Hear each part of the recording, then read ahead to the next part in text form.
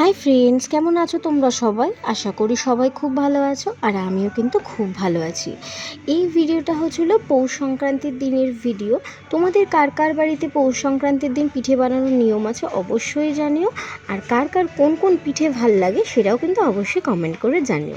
আমার কিন্তু এই দুধ পুলি আর পাটিসাপটা এই দুটো পিঠে কিন্তু আমার মায়ের হাতের আমার খুবই ভালো লাগে। আরও অনেক কিছু পিঠে মা বানায়, কিন্তু এই দুটো হচ্ছিল আমার খুব ফেভারিট।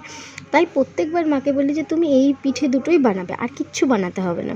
তো সেরকম তো হয় না, যেহেতু নিয়ম রক্ষার জন্য যেটুকুনি করতে হয়, তো সেরকমভাবেই মা করে প্রত্যেক বছর। তো এই বছর আমার দিদি কিন্তু মানে মেজদি কিন্তু আমার মাকে অনেকটা হেল্প করেছিল পিঠে বানানোতে।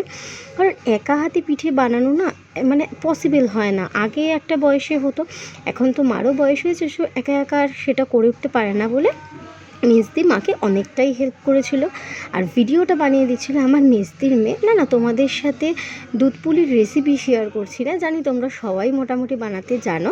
জাস্ট আমি কিছু কথা তোমাদের সাথে শেয়ার করছি। দেখো, ছোটোবেলায় না এই সংক্রান্তির দিন যখন মা পিঠে বানানোর জন্য সব কিছু রেডি করতো, খুব আনন্দ হতো। দুপুরবেলা না ঘুমিয়ে মার সাথে সাথে হেল্প করতাম। এখন তো আর সেটা হয় না। তো এখানে না সব কিছু যেমন আগে চালের গুঁড়ো টুড়ো মা সব নিজের হাতেই বাটতো, এবার কিন্তু সেটা আর করেনি। চালের গুঁড়োটা মা কিনেই নিয়ে এসেছিলো। তো যেহেতু এটা আমার খুব ফেভারিট, তাই মা এইটাই বানিয়েছিল। তোমাদের কার কার কী কী ফেভারিট